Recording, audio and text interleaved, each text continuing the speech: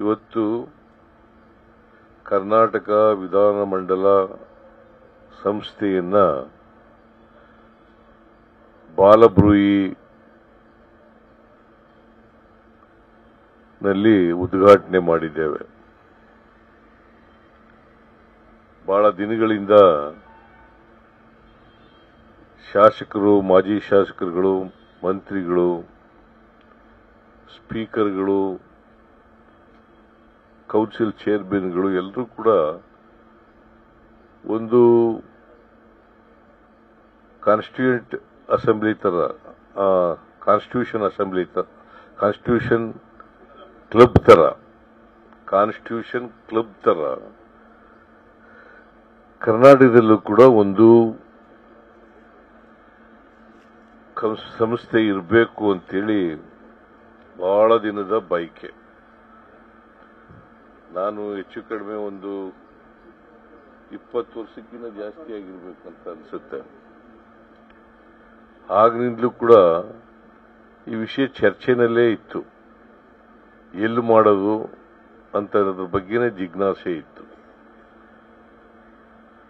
ಕೊನೆಗೆ ಇಲ್ಲಿ ಬಾಲಬ್ರೂಯಿನಲ್ಲಿ ಮಾಡೋಣ, ಖಾಲಿ ಇದೆ. ಅದು ಈಗ ಸದ್ಯಕ್ಕೆ PWDನಲ್ಲಿ ಗೆಸ್ಟ್ ಹೌಸ್ ಆಗಿದೆ. ಅದನ್ನ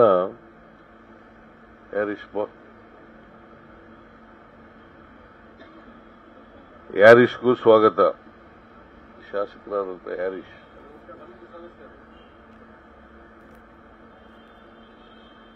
ಇದು ಚರ್ಚೆನಲ್ಲಿತ್ತು.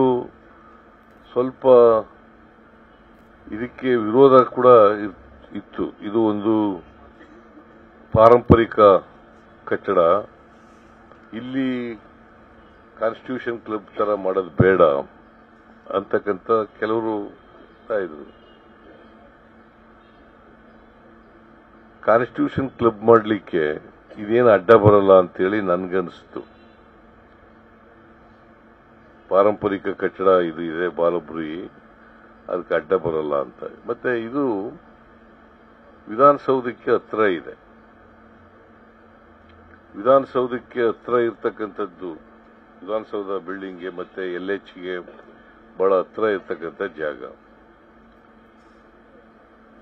ಇಲ್ಲಿವರೆಗೆ ಎಲ್ಲ ಶಾಸಕರುಗಳು ಕೂಡ ಅವರಿಗೆ ಒಂದ್ ಕಡೆ ಕೂತ್ಕೊಂಡು ಚರ್ಚೆ ಮಾಡಲಿಕ್ಕೆ ಜಾಗ ಇರಲಿಲ್ಲ. ಮತ್ತೆ ಸಾಯಂಕಾಲದ ವೇಳೆಯಲ್ಲಿ ಸಮಯ ಕಳೀಲಿಕ್ಕೆ ಕೂಡ ಜಾಗ ಇರಲಿಲ್ಲ. ಸಮಯ ಕಳೆಯೋದು ಅಂತಂದ್ರೆ ಏನೇನೋ ಬೇರೆ ಅರ್ಥ ಏನಲ್ಲ. ಕೂತ್ಕೊಂಡು ಚರ್ಚೆ ಮಾಡೋದು, ಪತ್ರಿಕೆ ಓದೋದು, ಆಮೇಲೆ ಟಿವಿ ನೋಡೋದು, ಆಮೇಲೆ ಲೈಬ್ರರಿ ಮಾಡೋದು, ಮತ್ತೆ ಇಂಡೋರ್ ಗೇಮ್ಸ್ಗಳೆಲ್ಲ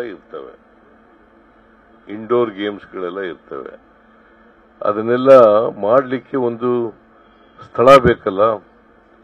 ಆ ಸ್ಥಳನ ಕೊನೆಗೆ ಚರ್ಚೆ ಮಾಡಿ ಬಾಲಬ್ರೂಯಿ ಯೋಗ್ಯವಾದಂಥ ಸ್ಥಳ ಅಂತೇಳಿ ನಾವು ತೀರ್ಮಾನ ಮಾಡಿ ಈ ಕಾನ್ಸ್ಟಿಟ್ಯೂಷನ್ ಇದು ಕರ್ನಾಟಕ ವಿಧಾನಮಂಡಲ ಸಂಸ್ಥೆಯವರು ನನಗೆ ಒಂದು ಮೀಟಿಂಗ್ ಕರೆದು ಇದನ್ನ ಕೊಡಬೇಕು ಅಂತೇಳಿ ಹೇಳಿದ್ರು. ನಾನು ಹೇಳಿದೆ ಕೊಡೋಣ, I am also interested in constitution club ಮಾಡೋದ್ರಲ್ಲಿ ಬಹಳ ಆಸಕ್ತಿ, ನನಗೂ ಆಸಕ್ತಿ ಇದೆ. ಯಾಕಂದ್ರೆ ಹಿಂದೆನೂ ಕೂಡ ಹೇಳಿದ್ದೆ, ನಾನು ಆಸಕ್ತಿ ಇದೆ, ಮಾಡೋಣ ಅಂತ ಹೇಳಿದೆ. ಆಮೇಲೆ ಸರ್ಕಾರದ ವಶದಲ್ಲಿದ್ದಂಥ ಈ ಕಾನ್ಸ್ಟಿಟ್ಯೂಷನ್ ಕ್ಲಬ್ ಅನ್ನ ವಿಧಾನಮಂಡಲ ಸಂಸ್ಥೆಗೆ ವರ್ಗಾವಣೆ ಆಯಿತು. ಅದಕ್ಕೆ ಅಧ್ಯಕ್ಷರು, ವಿಧಾನಮಂಡಲದ ಸಂಸ್ಥೆಗೆ ಗೌರವಾಧ್ಯಕ್ಷರು ಬಸವರಾಜ್ ಶಿವಲಿಂಗಪ್ಪ ಹೊರಟ್ಟಿ. ಇದಕ್ಕೆ ಅಧ್ಯಕ್ಷರು UT ಖಾದರ್ ಅವರು. ನಾನು ಇದ್ದೀನ ಇದರಲ್ಲಿ?